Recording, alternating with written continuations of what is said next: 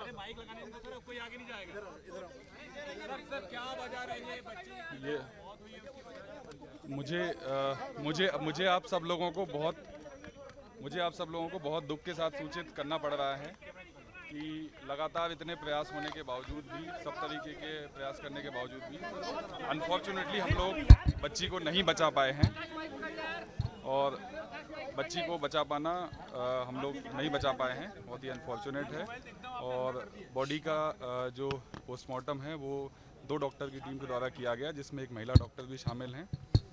Postmortem के अनुसार body काफ़ी डिकम्पोज स्टेट में है और बहुत ही अनफॉर्चुनेट है कि हम बच्ची को नहीं बचा पाए। ऐसा नहीं लगता कि मुख्यमंत्री का जिला है लेकिन उसके बावजूद भी एक फेल्यूर या प्रशासन का रहा है। हाई इंस्ट्रूमेंट दूसरे राज्यों से बुलाए जा रहे हैं, आपके पास नहीं है, एक बड़ा फेल्यूर।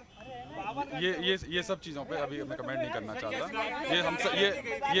ये हम सब के लिए बहुत ही दुख और संवेदना की घड़ी है और मैं चाहता हूं कि हम परिवार के साथ सब लोग साथ खड़े रहें। और उसके लिए एक डिटेल्ड जांच की जाएगी। पोस्टमार्टम की रिपोर्ट आने के बाद एक विस्तृत जांच करेंगे। बॉडी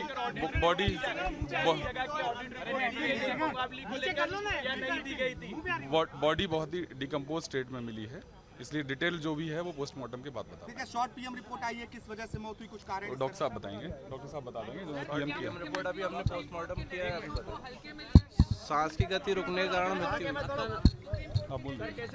शॉर्ट पीएम रिपोर्ट में क्या निकल कर आया अभी तक? सांस की गति रुकने के कारण मृत्यु हुई है बच्ची की, दम घुटने के दम घुटने। बॉडी की स्थिति क्या है? बॉडी की स्थिति डिकम्पोज डिकम्पोज स्टेट में। कितने घंटे पहले हुई है, कब हुई है, क्या पता चला सर?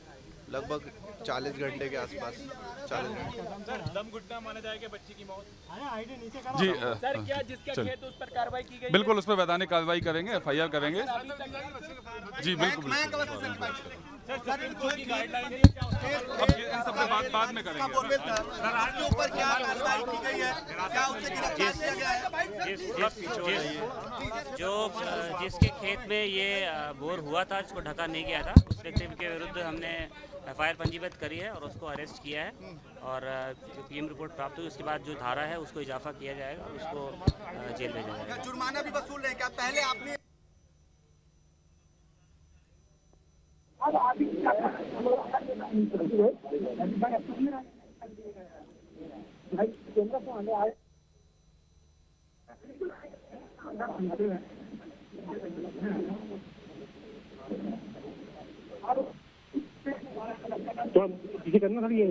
तो प्रशासनिक अधिकारियों के बयान आपने सुने हैं, डॉक्टर की जो स्टेटमेंट है वो आपने सुना है, और जो शॉर्ट PM रिपोर्ट है उसके अंदर ये साफ हुआ है कि दम घुटने से सृष्टि की मौत हुई है, यानी कि दम घुटने के कारण बच्ची की मौत हुई है। और एक बड़ा इसमें जो पहलू सामने आया है शॉर्ट PM रिपोर्ट के जरिए, जो एक्सपर्ट यानी कि जो डॉक्टर की टीम जो कि उस बच्ची का पोस्टमार्टम कर रही है, उन्होंने ये बताया है कि लगभग 40 घंटे पहले सृष्टि की मौत हो चुकी थी। यानी कि इतने लंबे समय तक जो रेस्क्यू ऑपरेशन चलाया गया, और शुरुआत में जिसको लेकर के कहा जा रहा है कि लापरवाही सामने आई, शुरुआत में एक्टिव मोड में अधिकारी नजर नहीं आए, शुरुआत में ऑक्सीजन सप्लाई उस बोरवेल तक नहीं पहुंचाई गई, शायद यही कारण है। और डॉक्टर की जो शॉर्ट PM रिपोर्ट है उसके अंदर भी ये साफ हो रहा है कि ऑक्सीजन सप्लाई की वजह से, यानी कि ऑक्सीजन ना मिलने की वजह से सृष्टि की मौत हुई है। तो 2 बड़े कारण इसमें सामने आ रहे हैं। एक तो सांस लेने की ना ले पाने के कारण, ऑक्सीजन की सप्लाई सही तरीके से वहां तक नहीं पहुंचने के कारण जो बच्ची है सृष्टि उसकी मौत हुई है।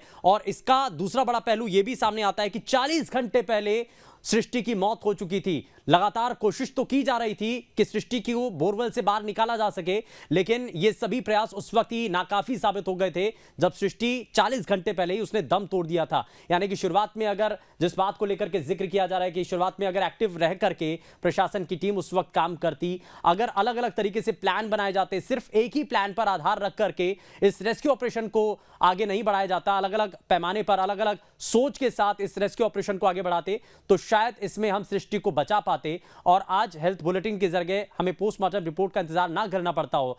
लेकिन बोरवेल से बाहर निकालने के बाद तुरंत उसको अस्पताल लाया जाता है और अस्पताल में लाने के तुरंत बाद जैसे ही जानकारी मिलती है, सबसे पहले न्यूज स्टेट की टीम ने आप तक ये जानकारी पहुंचाई कि जो प्रयास थे वो नाकाफी साबित हुए हैं। सृष्टि अब हमारे बीच में नहीं है, लेकिन अब यह आधिकारिक बयान भी सामने आ चुका है, क्योंकि मंगलवार को बोरवेल में सृष्टि गिरती है। करीब 55 घंटे से ज्यादा का जो समय है वो बीत जाता है। इस रेस्क्यू ऑपरेशन में एक लंबा समय लगता है और इस रेस्क्यू ऑपरेशन के अंदर जिन टेक्निक्स को इस्तेमाल किया गया था उन टेक्निक को लेकर के भी सवाल उठ रहे हैं। देखिए, दृष्टि को नहीं बचा सकता ये प्रयास।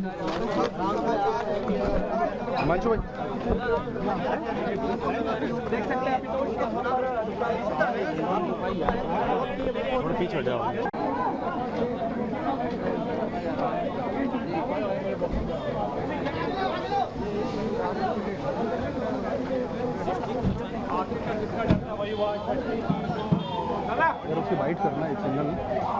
को बोरवेल में गिरती है सृष्टि और 55 घंटे से ज्यादा समय तक रेस्क्यू ऑपरेशन चलता है। उसको बचाने के लिए लगातार प्रयास किया जाता है, लेकिन जिस तरीके की टेक्निक्स का इस्तेमाल किया गया था उसको लेकर के अब सवाल उठ रहे हैं। बार बार यही सवाल उठ रहे हैं कि आसपास के लोग और ग्रामीण, खास करके परिवार के लोगों ने भी ये बताया कि बच्ची जो है ज्यादा गहराई में नहीं है, उसको वहां से बाहर निकालना थोड़ा सा आसान हो सकता है, लेकिन शायद उसमें उस वक्त टेक्निक का इस्तेमाल नहीं किया गया था और इसी वजह से बच्ची जो है वो और भी ज्यादा नीचे खिसक करके चली जाती है और बड़े गहराई में, लगभग 155 फीट गहराई बोरवेल में जाकर के वो फंस जाती है। और ये बताया जाता है कि बोरवेल के नीचे पानी भी भरा हुआ था और दम घुटने की वजह से, सांस ना आ पाने की वजह से सृष्टि की मौत हुई है। हालांकि 40 घंटे पहले ही सृष्टि की मौत हो चुकी थी। ये एक और शॉर्ट पीएम रिपोर्ट के जरिए ये बात सामने आई है। हालांकि पूरी तरीके से विस्तृत जब पोस्टमार्टम रिपोर्ट सामने आएगी उसमें हर एक पहलू के बारे में बताया जाएगा क्या क्या कारण रहे हैं। लेकिन वापस से जरा अपने संवाददाता जितेंद्र के पास आपको लिए चलते हैं। जितेंद्र, जरा वापस से जरा,